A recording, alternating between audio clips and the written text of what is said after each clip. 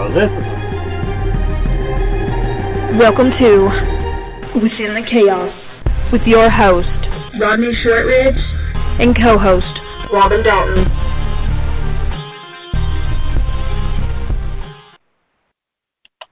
But here I say, this is a fine time for that to mess up.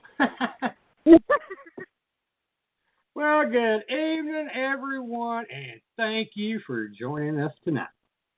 You can listen in by calling 516-387-9122. Or you can go to the Vibe Radio Network website at blogtalkradio.com/Vibe Radio Network. From deep within the heart of the Appalachian Mountains, I'd like to welcome everyone and thank you for listening to Within the Chaos. My name, because I'm that sexy, is Rodney Shortridge, and I'll be your host tonight, along with my redhead Irish queen, Robin Dalton. Hey, y'all. Our special guest is the liberal redneck, Trae Crowder. Trae is a comedian and also a writer and is currently a member of the NBC Universal Talent Infusion Program. You know, for country boy, that's really hard to say together, but I got it. After being invited to their prestigious late-night writers' workshop in 2015. He currently does a topical political video series for the New York Daily News. I'd like to announce that Black Diamond Paranormal Society will be at the first annual Bigfoot Conference, August 26th and 27th, located at the Hungry Mothers Park in Marion, Virginia. Also, Black Diamond Paranormal Society, along with the historic Pocahontas Inc. and the town of Pocahontas, will be hosting the 5th Pocahontas Haunted Tours this year on October 1st. Tours start at 1 p.m. until 1 a.m., located in Pocahontas, Virginia. This year, we are excited to have the Vibe Radio Network to come down and join us with some of their many talents from the network. More updates the closer we get to the event. Can you hear me now? Now. Jesus, I don't know what's wrong with this thing. So what I was saying was, since we've already talked a little bit before, we actually, because of the other show, you think I'm just going to go ahead and put Trae on? What do you think about that? Sounds good to me. Okay. Everyone, it's my honor to welcome our special guest, the liberal redneck, Trae Crowder. Hello, Trae, and thank you for joining us tonight. How you doing, bud? Hey, I'm doing good. How are y'all doing? Doing We're awesome. just kicking it in this damn heat. Whoa. Yeah, where are y'all at geographically again? I live in Virginia, and she lives in West Virginia. Okay. How hot is it up there during the day right now? About 80. It's been up in the high 80s to 90. Yeah, it's hotter than hell down here in East Tennessee, and we went to on the tour we're on. We just got back from Colorado, and we flew in and drove straight to Winter Park, Colorado, which is like a ski resort town up there, to do a show. And I mean, it was probably 94 when we got on the plane on Saturday afternoon, and we got up there and got out, and I mean, it might have been 50 something degrees. It was wild as hell, man. I didn't even have a jacket or nothing. Also, I don't know if you've ever been to Colorado, but you cannot breathe up there. The damn air is so thin. My out of shape ass was out of breath the entire time. But yeah, it was I've pretty been there though. for almost 5 years. Yeah. Yeah, they told us, everybody kept telling us it'd take about a couple months or whatever at least to like adjust to it. So I gave up on that immediately, and I just went around being out of breath everywhere. But again, outside of that, it was awesome. But yeah, that was a hell of a thing. Yeah, it does take a while. I used to be a truck driver, and I've been through there a few times. And I'm a fat boy, and I got out of the truck one time at a truck stop. I went 15 feet, and I'm like, damn, I need some oxygen, people. Yeah, we were one of the hotels we stayed at. It was a walk-up situation because it was like an old hunting lodge type deal. So like we were up just one flight of stairs. Not even a big flight of stairs. And it about laid me out every time we went back to the room. Like it'd take me 10 minutes just to get my damn breath back just from climbing the stairs one time. I mean, it was wild. You hear about that stuff, but it was definitely a real thing. You say that you live in eastern Kentucky. Heck, we live on the East Tennessee. I live right outside of Knoxville. Oh, okay. We live probably about 4 hours from you. We're on that little end of I am on that little end of Virginia that nobody gives a shit about. And she lives on the southern part of West Virginia that they don't give a shit about. Coal country. West Virginia. Right. Coal country, right? Yeah. Yep. Yeah. My family coal. I was coal. Coal and pale country. We'll dig it and sniff it at the same time. Well, yeah. We just got finished writing a book that's coming out in October, and it covers a lot of issues the South has, stereotypical and otherwise. And we were doing the part about pills, pain pills and stuff, Percocets and that kind of thing. And in doing the research for that, I found out that area y'all are talking about, and I'm sure I ain't telling you nothing you don't know, but that was the ground zero of the pill epidemic. Was right there. Yep. Yeah, well, there's pretty good. I'm sorry, go ahead. The county I live in was actually featured, Tazewell County, was featured in a Time article 4 or 5 years ago saying that Tazewell County is the pill capital of the United States.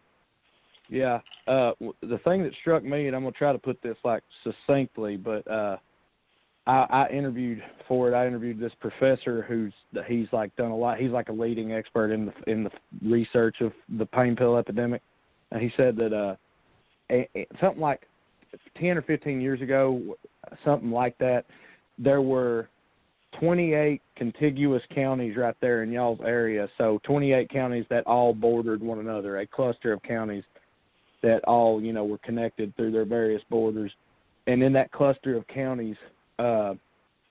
The overdose rate for prescription pain pills was something like 10 times higher than anywhere else in the country. And whatever that number was, let's call it, 7 in 1,000 or whatever it was.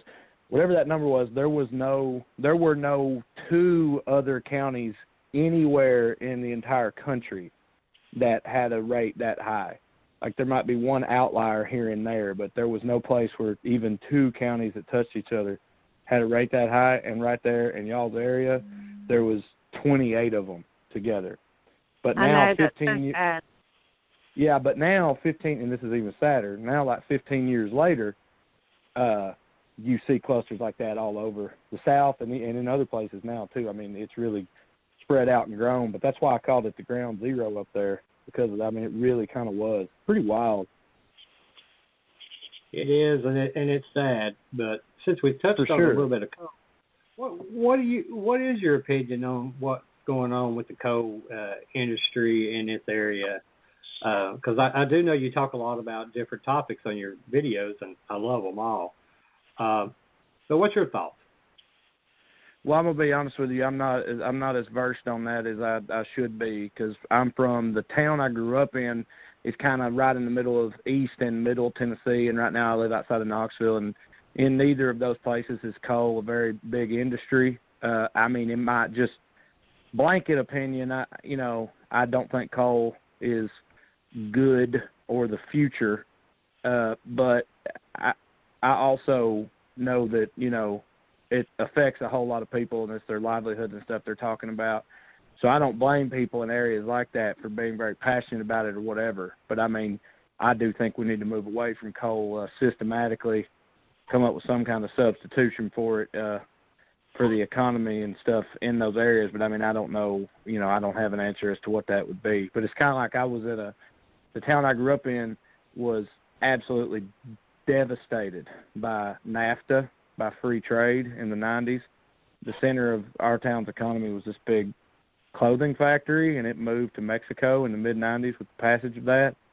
And, that's a liberal policy pretty much, free trade, and I'm a liberal by and large. But, I've seen firsthand what that does to communities that are affected by it, and, I mean, it's absolutely brutal. So it's kind of hard for me to really support it too much. So if I was from coal country, it'd probably be a similar type of thing, I would imagine.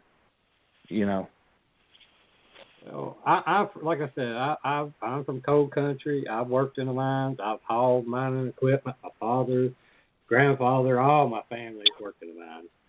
And we do need to get away from coal. My dad was big about getting away from coal, and the majority of my family is being supportive of getting away from coal, and constantly complaining about how no one has diversified any other type of businesses in this area, because they all said when I was growing up, coal is going to go away one day, and we're going to be fucked.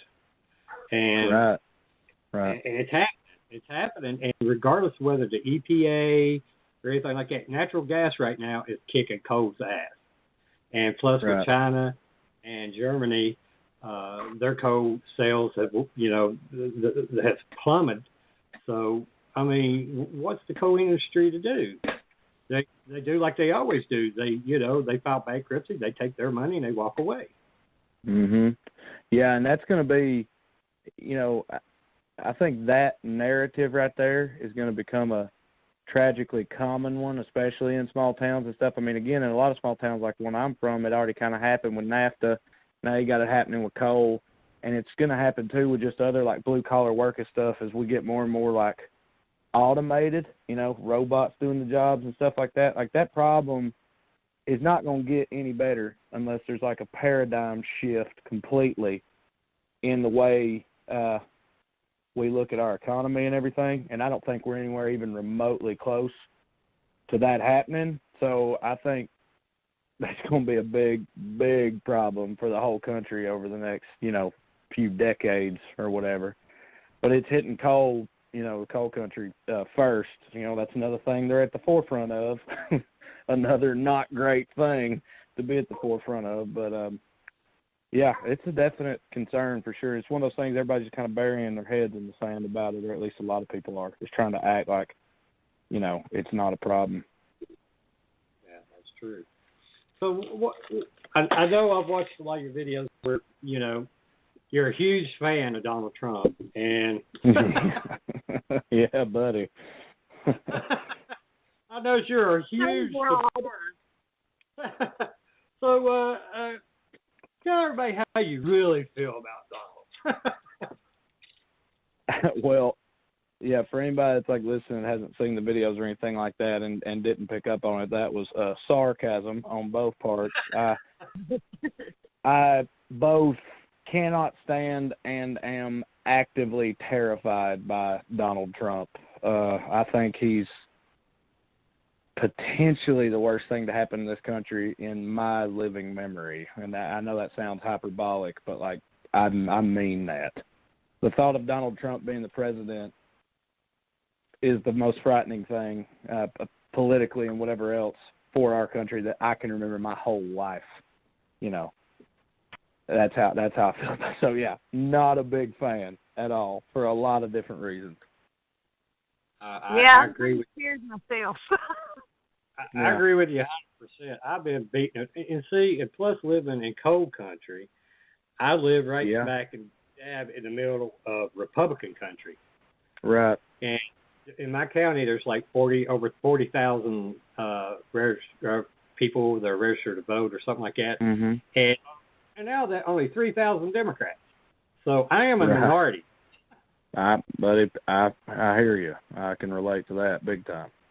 But that's actually a really interesting part of the whole Trump thing to me, and it's a part that has gotten overlooked mostly until now, but now some people are starting to pick up on it. I've seen some different articles and stuff about it, and I kind of covered it in one of my porch rants too, but it's this idea of like people on the left, Democrats, they have mostly just been writing Trump and his supporters off and just saying that this is just like, it's xenophobia, it's racism, it's bigotry, misogyny, all that stuff is what's driving these people that support him. But like, they're underestimating him and his support when they do that, because I know, being from the town where I'm from, which I told you already was just ravaged by NAFTA, and I bet it's much the same in coal country. Like, these people, they feel like Trump is the first candidate ever who's actually, like, even pretending to give a shit about them. Like, mostly it's been from Republicans and stuff. The narrative has always been like, you know, you'll be rich one day, because that's the American dream. You work real hard, you'll be rich. And in the Republican Party, we take care of rich people, so come join us, and that's the way it ought to be. Don't be lazy. Don't ask for handouts, whatever. And then the liberals, their narrative is that they care about poor people, but, like, not really poor white people, and especially not poor white people in the South.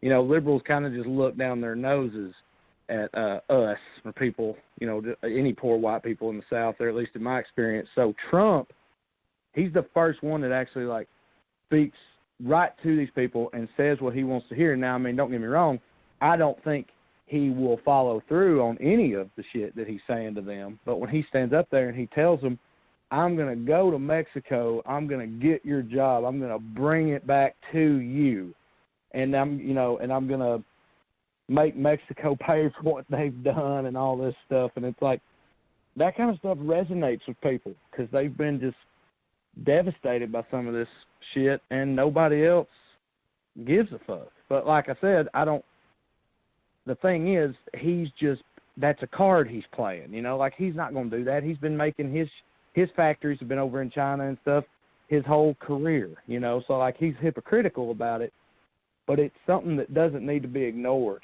by people on the left and everything.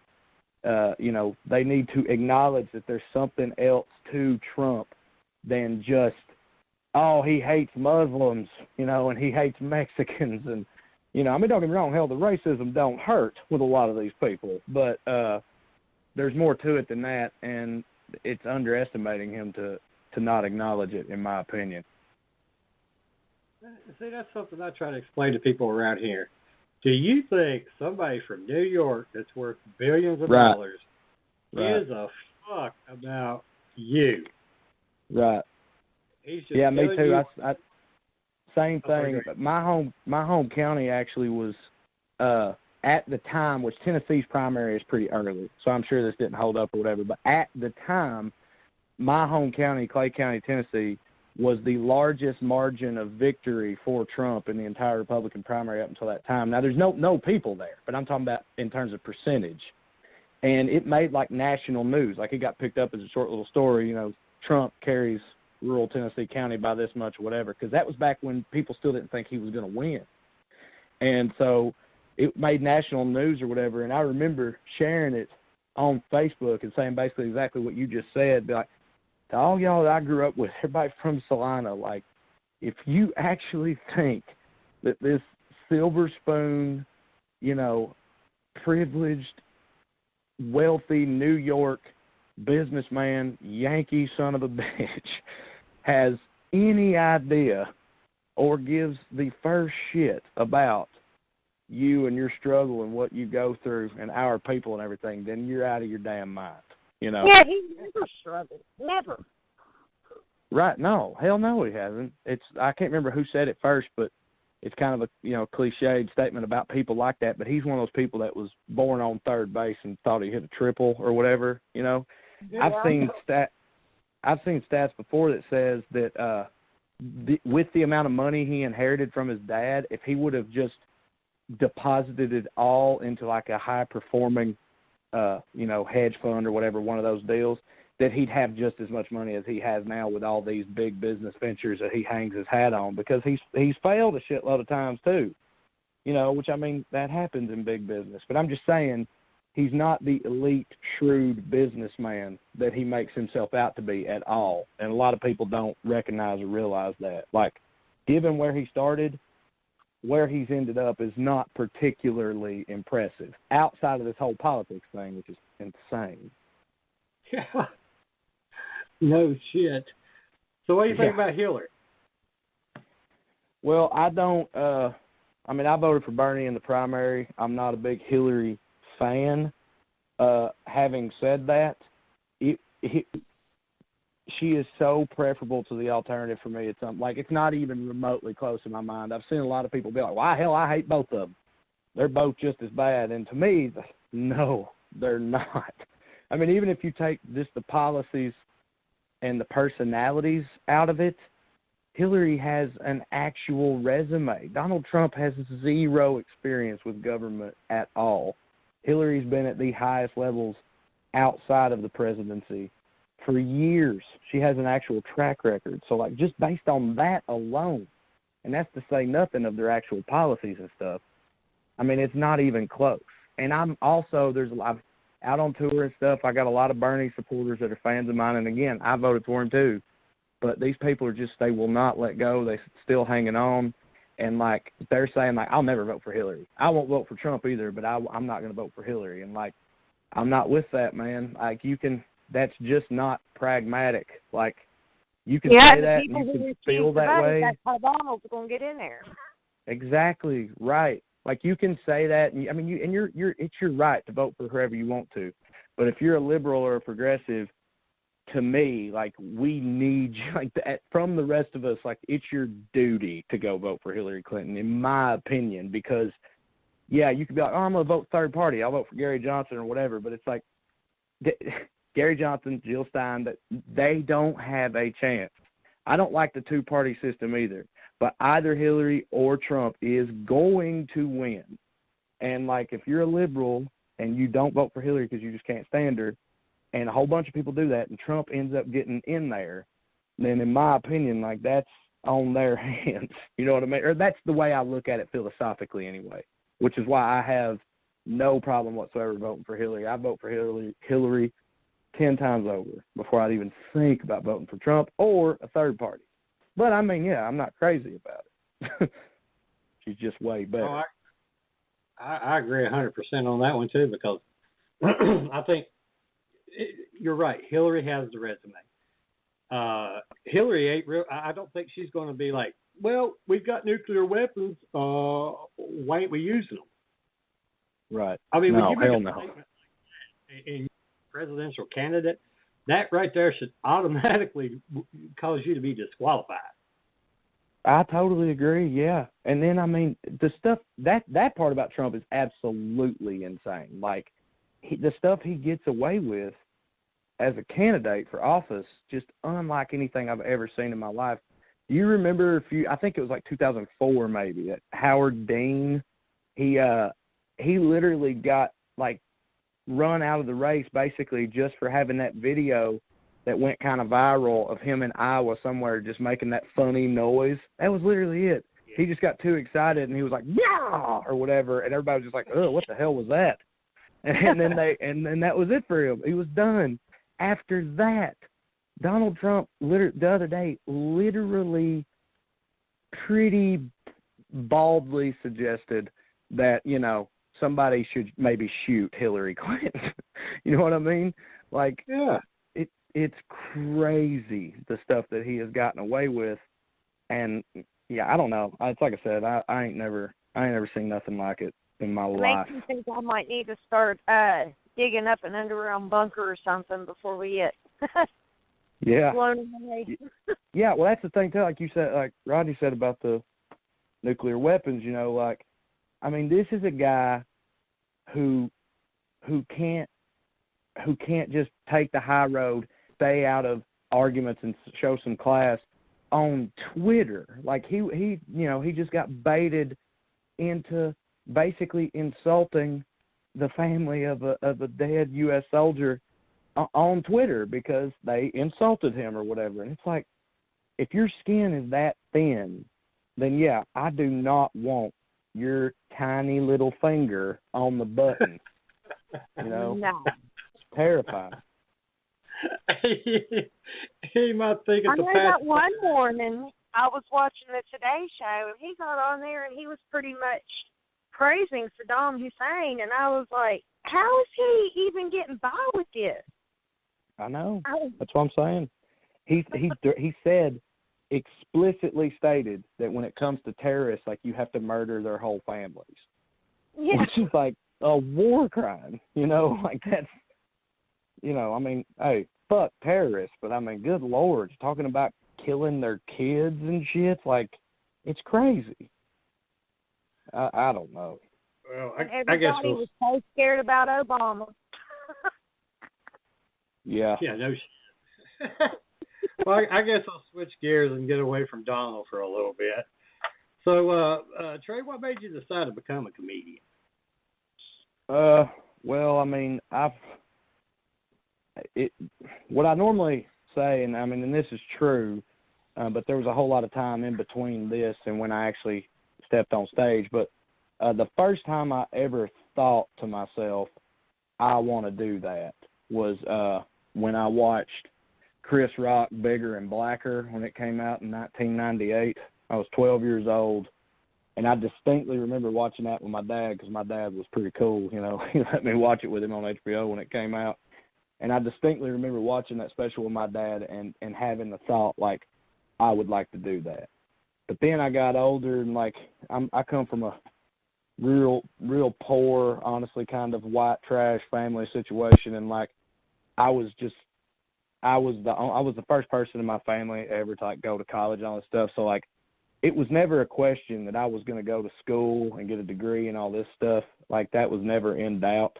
So I went and I did that, and I went through grad school, got an MBA, and then I found a job. And in my head, it's like, this is just a job to pay the bills while I pursue comedy. And that job was up here in the Knoxville area. And so when I moved up here, it took me a few months to, like, get up the nerve, but I went and did an open mic, got on stage the first time. It went good, and I've just been doing it ever since. And that was about 6 years ago. So that's pretty much the story. Hell yeah. That's an impressive damn story. So yeah, well, it's turned a lot more impressive in the past 3 or 4 months than it was before that. I can tell you that.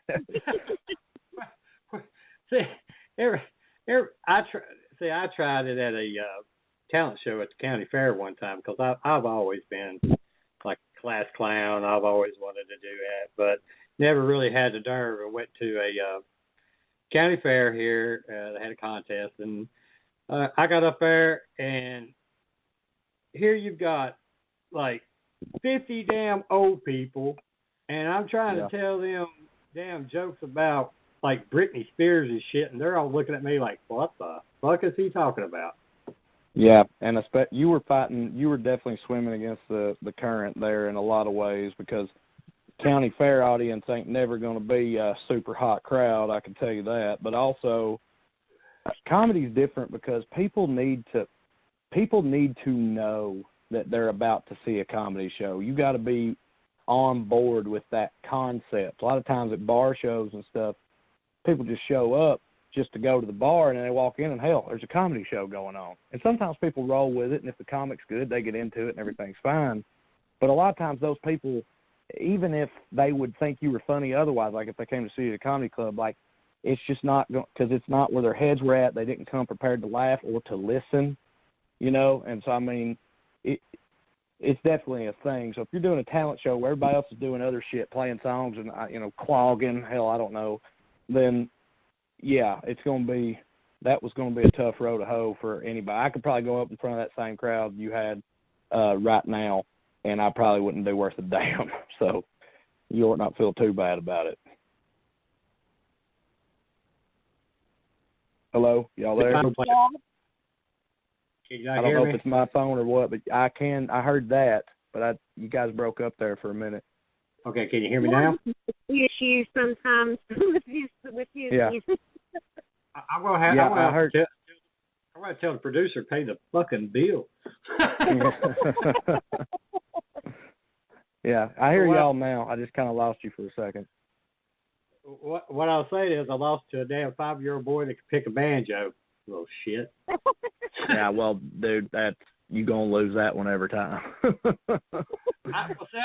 didn't even know the boy was coming over. I did my thing, and I was next to last, and I go back there and hear the people there, family and friends. It's like, man, you knocked it out of the ballpark.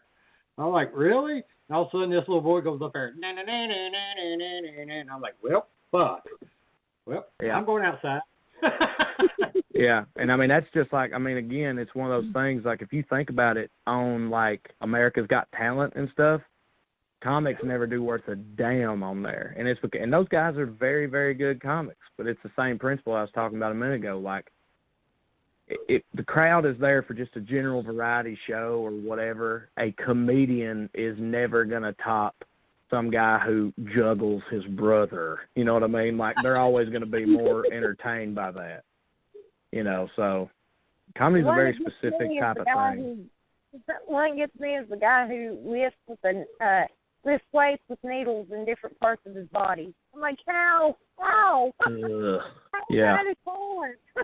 Yeah, and now see, me personally, like stuff like that, like, I mean, I recognize that that's a hell of a feat and it's cool, but like that stuff's not really, like, I'm not really entertained by that. Yeah, Me, anyway. Like, I like, right.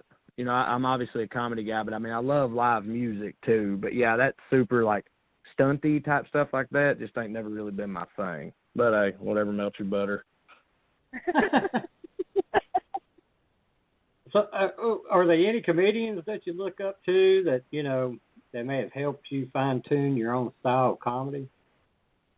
Well, you know, in terms of, like, look up to, but that I don't know personally, I mean, Chris Rock's my number one all-time favorite. Like I said earlier, he was the first one that, like, sort of directly inspired me. But then on top of him, some of my other all-time favorites would be Bill Burr, Louis C.K., Dave Chappelle, and obviously going back a ways, you know, the big three of Pryor, Carlin, and Bill Hicks I was into too.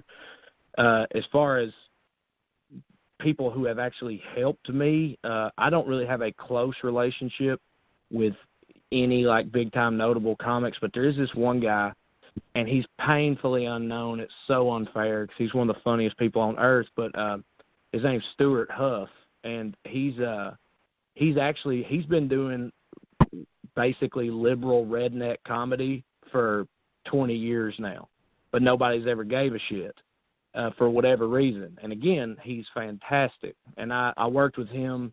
I was hosting at my home club in Knoxville. I was about a year in, and he was the headliner. And, you know, so I was very green, very brand new, but he saw immediately that me and him had a lot in common on stage and off, like he could tell that. And so he, you know, gave me a lot of advice and was super cool to me and stuff, and we sort of kept in touch ever since then. And he's always been super supportive of what I'm doing and stuff like that. And so, like, he's a guy that I look up to. He's the closest thing I have to, like, a stand-up mentor. But, I mean, even Stuart, like, you know, I never went on tour with him or nothing like that, you know. So, but he's the best example of what you're asking about as far as, like, you know, personally helping me out and stuff. Okay. So, Trae, how did you get the name, the Liberal Redneck? Well, I give it to myself, to be honest with you, but, like, so for a long time, I had this closer that I would do in my stand-up act, and it did pretty well, and I always felt like it kind of just summed me up as a person. And in the bit on stage, I never said the words liberal redneck, but, like, in my notebook and on my set list, that was the title of the bit, was liberal redneck. And it was basically a bit where, I mean, it's pretty much just the videos. It was just the concept was, like, you know, everybody thinks the South is full of dumbass racists and hicks and homophobes and stuff, but I get why they think that. It's because the people who have my accent who think that shit are way louder than me. Like, that's all you ever see on the media and stuff, people just screaming, being real vocal about all that stuff. So what I'm going to do is I'm going to start doing the same thing, except I'm going to put my beliefs out there and be super liberal about it, and then I would scream. Then I would do that. I'd get even more redneck, like, on stage, but I'm saying a bunch of super liberal stuff. And it always did pretty well. If I was in front of a very conservative crowd, they usually weren't big fans of it. But I did it for years. It was kind of like if I had a signature bit at that time, that was it. And again, I always called it the liberal redneck bit, but the audience never knew that or nothing. And so I told my buddies that are now on tour with me, starting months ago, probably over a year ago, I was like, you know, I think I want to do a video series based on that bit, like a liberal redneck video series. And they were like, yeah, you totally should. You know, and that NBC thing you read in the intro, I went up there and did that character for them. And, I mean, they loved it. And they told me the same thing. They're like, you need to make a web series out of this. And that was not this past March, but the March before. So, I mean, yeah, it's about a year and a half now. And, like, but at the time in my head, I was like, man, I need a good, expensive camera. I need editing software and a good computer, and I need to learn how to edit, and I need some production value, and I don't have none of that. I'm a stand-up, you know. I don't know how to do this. And then, so I just didn't until back in the spring, like transgender bathroom stuff was going on, and there was this viral video from the other side, from the conservatives. I don't know if y'all ever saw it or not, but it had 15-something million views, and it was literally all it was a preacher in North Carolina, a young preacher. He looked like he was in his early 30s, but a preacher in North Carolina standing in the woods by his Dodge Ram, just yelling at his phone. That he was holding his phone and yelling at it and ranting about transgender bathrooms and how evil that was and how Jesus was going to come and all this stereotypical stuff. But it went viral amongst ultra-conservatives. And so I saw it, and it hit me. I was like, man, if this right here is what I'm trying to parody or satirize, then I don't need none of that shit. I can do exactly what this guy's doing because it makes sense to do it that way. And so I did. So that was almost like an epiphany I had, I guess. And so I just went out back with my phone and just did it the same way he did, except mine had jokes in it, and also it was ultra-liberal redneck doing it. And, yeah, the first one got about 70-something thousand views, and I was thrilled with that number of views. I was like, hell yeah, this is a good idea. I'm going to keep doing this.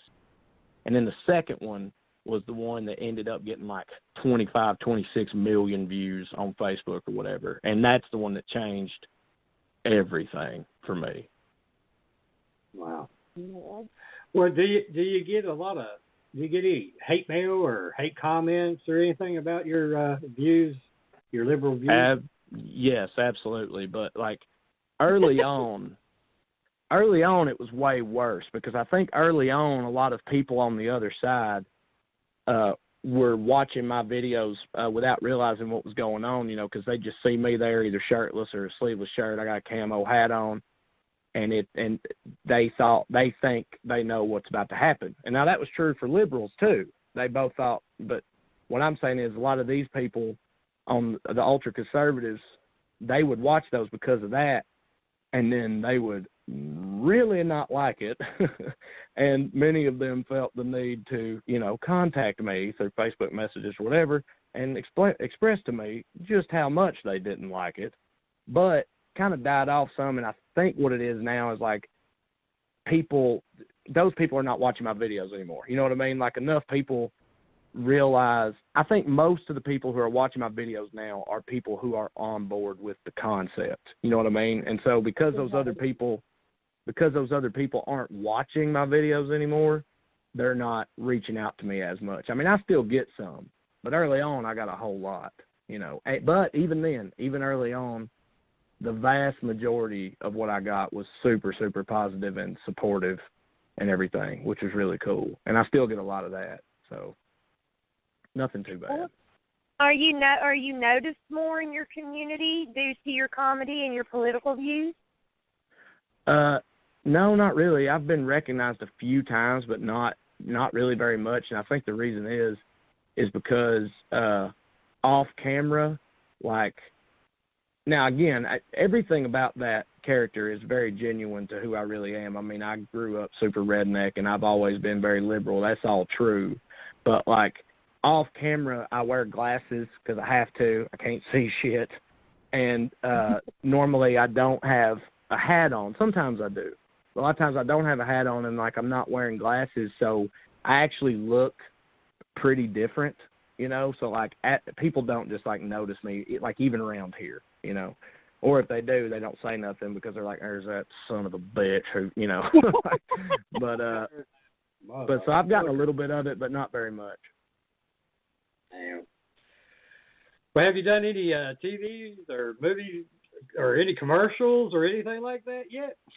No, I was on a show on MSNBC called The Last Word with Lawrence O'Donnell, which is yeah, one of their bigger programs. But, like, I didn't come in and go in the studio or nothing. It was like a field piece, if you will. But, I mean, they aired it. So I was on MSNBC. I've recently was filmed as part of a documentary for the BBC in England. So, like, I don't know when that's coming out. It'll probably be a while because this just happened last weekend. But, you know, hopefully that works out and comes out and everything. And I'm in talks, if you will, with a lot of different TV shows and things. But, like, nothing is locked down as of now, you know. But, you know, hopefully that'll just continue to grow. No commercials and no movies yet. As soon as you do, I can't wait to watch. Because, dude, when I first seen your video, I'm like, oh my God, it's just a skinny version of me talking to me. Right. That's been some of the coolest positive responses I've gotten, has been people saying stuff like that. And like in a lot of other places, you know, people will be like, man, I thought I was alone. You know what I mean? Like, nobody around here in my little hometown, because this is like teenagers and stuff or whatever, like, nobody's like me. You know, like, it's just nice to know that I'm not alone. Or people that don't say that, they were like, other liberal Southerners, they were like, man, thank you for letting people know that we're not all the damn hick stereotype, you know, and like stuff like that means a lot to me to hear, because that was one of my primary goals that's been one of my primary goals in comedy, period, is to show people another side of the Southern drawl. You know what I mean? Well, yeah, I mean, that's like West Virginia. Everybody thinks we're just, you know, the dumbest people on earth, and that's because anytime anything happens here, they find the biggest, you know, dumbest hillbilly with the moo and clothes in her hair getting on there, you know, getting on the news talking about what's going on. I'm like, good Lord. Yeah, exactly. Well, those people are more entertaining. You know what I mean? So it's like leads to more clicks when they post it on YouTube or whatever, and just whatever else, you know. So like people in other places, that becomes the only vision of the South that they ever see, you know. And like, I mean, I have talked to people, many people, who like genuinely thought before they saw my video and then came to my show and whatever else, genuinely believed that literally every white Southern person was a racist, homophobe, like super Jesus-y conservative. Like, they thought everybody down here was like that. I mean, they've told me that. And the crazy thing to me is these people are liberals. So, like, they hate prejudice, you know, but, like, being prejudiced against poor white Southerners, that still counts as prejudice, you know? Like, like it doesn't get looked at that way, but if you genuinely think, if you hear somebody's voice and they have a Southern accent and you genuinely believe, oh, this is a dumbass, hayseed, hick, racist or whatever, then, like, you're no better than what you're accusing them of being. You know what I mean? It's the same thing. But these people, they don't see it that way, or at least they didn't. The ones that I've talked to have said, like, you know, I realize now that that wasn't right or whatever else. But there's still tons of people out there that's exactly how they operate, you know, and they don't see the irony in it at all. And it's crazy to me.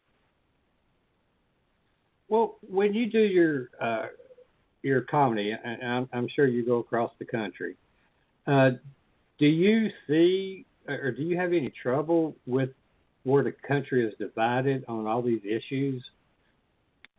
Well, so, you know, now, like on the tour we're on now, and since the videos, everybody that's at the show, unless they got drugged there by their wife or husband or whatever, unless it's that situation, everybody who's at the show is, you know, a fan or is on board with it and knows what they're getting into.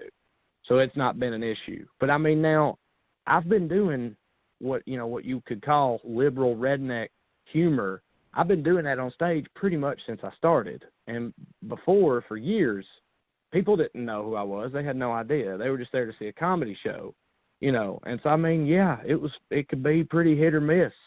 Sometimes crowds absolutely love me, and I usually did well enough. But there were definitely some times where, you know, it was just not the right crowd for me, and they absolutely hated it. But that's one of the best parts about this is not having to deal with that anymore, you know? Like I said, actual fans are coming out, so you don't have to worry about that happening, which is like, that's a huge advantage for a stand-up. Well, when you're doing your, when you're coming up with your material and, and you're writing it down and doing your thing, I mean, do you ever sit and worry about offending, someone with everybody being politically correct today and, or do you ever try to be politically correct? No, not really. What I would think before all this, I would think of something and I'd be like, man, I ain't going to be able to do that at a bar show and, outside of Knoxville or whatever. But I would still do it at other shows or what. My whole thing was like, if I thought it was funny, then there would be other people that thought it was funny, even if it was offensive. But if it was offensive, then, I mean, yeah, depending on the crowd and what it looked like or whatever, I know I'd get into some trouble. But to be honest with you, and this is sort of kind of a douchey or arrogant thing to say as a comic, but sometimes I actually really like that stuff. Like I did this show in Jackson, Tennessee about 3 months before the videos broke through and everything. And that was one of the more like super conservative rednecky crowds I've ever been in front of. And I mean, there's at least 100 of them. And it was very evident that they were super redneck, like from the jump. And I mean, I bombed hard, like they hated me. But about halfway through it, I just realized, look, these people hate me. They're not going to stop hating me. And so I just went in as far as doing stuff about the Bible and stuff about the rebel flag and all this stuff that I knew they would really hate. Like I started doing it on purpose because it was funny to me. You know what I mean? So like, I've definitely been, I don't know. I think I realize for the most part when a bit or whatever is going to offend a certain type of person or whatever.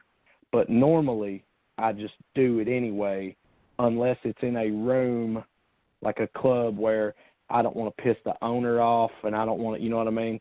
And then I might take that one specific bit or even just one line of the bit, the most particularly offensive part or whatever, I might take that out and do something else instead. But that's about it. And those days are over now too. Like, I mean, there's no reason for me to do that anymore, Well, that's not true. My fans are super liberal now, a lot of them, and that's the thing with super liberal people and being politically correct, it's kind of a thing. But I'm not gonna stop, and like they'll either be on board with it or they're not. I haven't really had problems with it yet, but I mean, yeah, I probably will run into that eventually. So you're not real limited when you're doing your stand-up?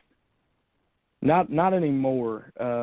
And like I said before, it wasn't that bad, not as bad as you'd think, even in the South, because a lot of the shows I did were like what we call alt comedy shows, and that basically just means at somewhere other than a comedy club, and the crowd is kind of like young, hip, cool type people, if you will, at shows like that. It's like even in the deep South, those people were always totally fine with my material. But when I would get in front of a traditional comedy club crowd, which I did a lot, I would rein in some of it. But again, it was more out of concern for I don't want to burn this bridge with the club owner or whatever than it was for like, oh, I don't want to offend these people, Right. But yeah, but as far as being limited moving forward, I have gotten from some people ultra liberal fans of mine, like the most liberal, and like super liberal magazines or whatever that have either interviewed me or shared my stuff. They've asked me about or directly told me that they thought that a lot of what I did was offensive to poor people, that I was making fun of poor people and, whatever else. And, like, nothing has upset me. Well, that's not true. I didn't get, like, upset, but, like, I shut that down immediately. I told them, like, okay, look, I grew up dirt poor, like in the deep, deep South. We had nothing. My mama was in and out of jail and shit most of my life growing up. And, like, so I am a poor white trash motherfucker, So, like, I will say whatever I want to say about poor white trash people. And, you, Mr. Blogger from San Francisco, you are not going to tell me that I can't joke about that. You know what I mean? Because, like, that's just not happening. But so, you know, I've started to run into it a little bit, I think, but I'm not going back down as far as that stuff goes. So we'll just see what happens. Yeah, definitely don't back down. We love your stuff. Well, thank you. Yeah, as far as the conservatives go, I absolutely am not backing down. If my own fans start to turn on me because they think I'm being offensive in a liberal way, again, like politically correct or whatever, I mean, again, I'm not going to stop. But hopefully, you know, I don't know. They'll either move past it or whatever else. But, I mean, yeah, I'm not going to stop. Robert could testify to all the arguments. Well, I don't call them arguments. I call them debates about, you know, Democrats, Republicans, liberals, conservatives. And, you know, within our group, they got a policy now that I can't talk about politics. Ain't that some shit? No. Hell no, don't stop me, because I'm going to say what the fuck I want to say. Right. Well, it only worries me when we're in front of clients and he says, anybody's voting for him's a freaking idiot. And I'm thinking, oh, God, they're going to, like, not let us do this. Yeah, well, I mean, I can see where you're coming from on that one. But, see, that's the thing about this whole deal and what Rodney just said, like, down south, or especially back home in my hometown, like, so many of them are just stunned and so offended that I would dare go out in public and say some of the shit that I say. But what kills me about that is they've been doing it my whole life. Hell, that's why I'm so angry. You know what I mean? Like, especially in the South, those people, ultra-conservatives, especially Christian conservatives, have been in such a majority for so long that they talk about their beliefs and stuff publicly all the time. And if you say a word about it, they get, oh, well, you know, oh, what? I'm just saying what I believe. I'm not allowed to say what I believe. But when I say what I believe, they, well, it takes a turn, you know. They don't, all of a sudden, they feel a little bit different about free speech. You know what I mean? And, like, it's so baldly hypocritical of these people, and they just don't know. They don't look at it that way. Oh, I catch hell from my mom. I'll be saying something, and she'll be like, now, Rodney, now, how many times I didn't raise you like that? I didn't raise you to talk like that. Where'd you get that? Where? I'm like, Mom, I read a fucking book. You know, come on. Right. She calls all of them those people. Yeah, she says those people. I'm like, Mom, that's racist as fuck. Right. That's not racist. I like all blacks. I'm not talking about just blacks, Mom. Like, right. She's like, you know, I don't know where you got all these ideas and to think like this. You know, if your daddy was alive, he'd kick your ass. And I'm like, gee, Mom, for me thinking how, you know, being positive, that's not being positive. I don't like it. I don't give a shit whether you like it or not. It's how I am and who I am. So, question. What's your thoughts on Bill Cosby? Sorry, you broke up at the very end. Did you say Bill Cosby? Yes. Yeah. I mean, fuck him. I don't. And now look, I would say that even if I had been a fan of his, like I'm a fan of Chris Rock, I would still say that. But I mean, I'll be honest with you, I was never that big into Bill Cosby. I mean, to begin with, and so like for me, it's just to hell with him. I mean, it's one of those things where, you know, a lot of times I try to give people in the public eye, especially, the benefit of the doubt initially, because there's so much incentive for people to go after them for stuff that, like, I try to give people the benefit of the doubt a lot of times. But, and, you know, innocent until proven guilty and that whole thing. But, I mean, when literally 60 women say that you sexually assaulted or raped them, you know, I mean, come on, man. Like, I don't know. It's clear to me that, you know, that he did, or, you know, or, yeah, he did. He did some really not okay things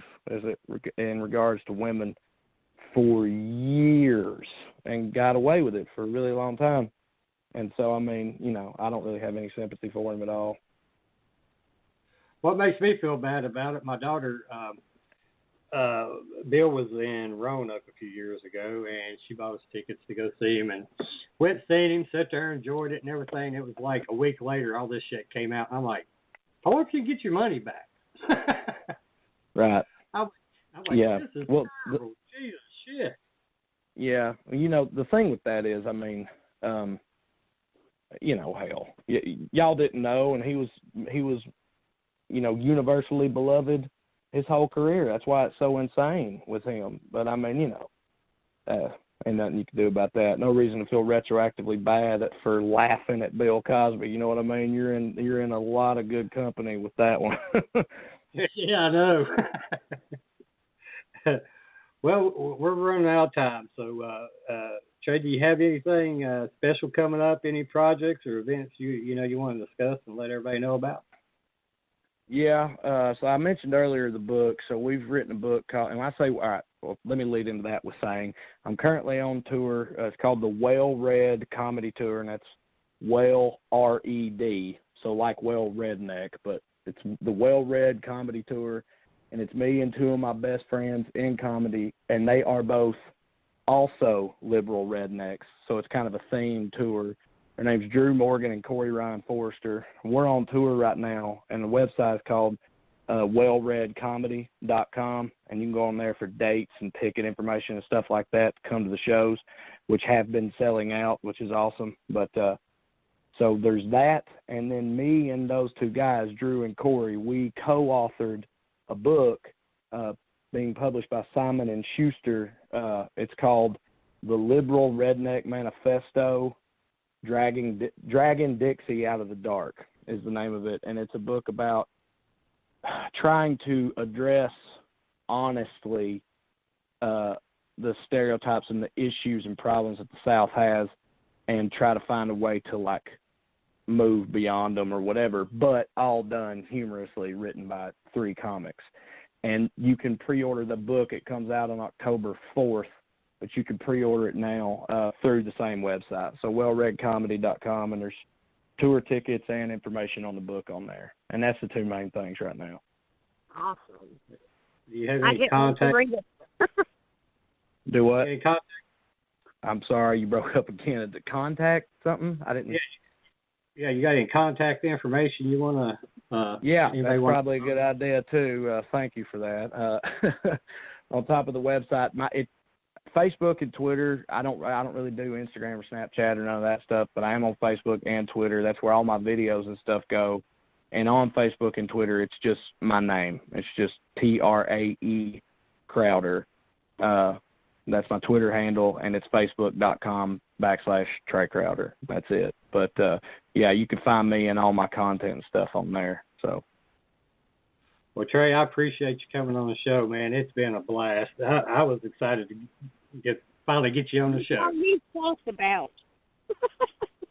Yeah, well, thank y'all for having me on. I mean, this has been fun. I knew immediately when I was just listening to the intro and stuff that, you know, y'all were my people, so to speak. So, like, I always like talking to people who I know get it, you know. A lot of the interviews and stuff that I've done have been with people who are from completely different worlds than me. And, I mean, you know, a lot of them have been great, and they're all very professional and stuff, but it definitely makes it easier and more enjoyable when it's somebody who I know gets it. So, yeah, thank you guys for having me on. It's been fun for me, too. I appreciate it. No, I've really enjoyed it. Thank you so much, Trae.